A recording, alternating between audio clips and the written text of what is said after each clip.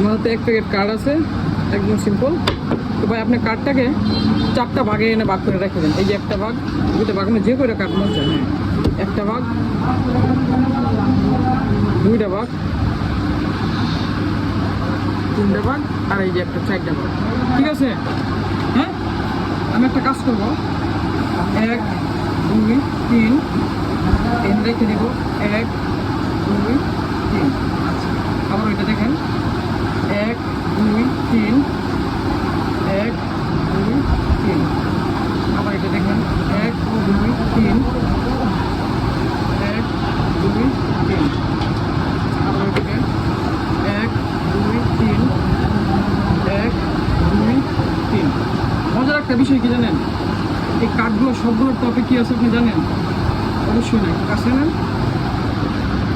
এই দেখেন।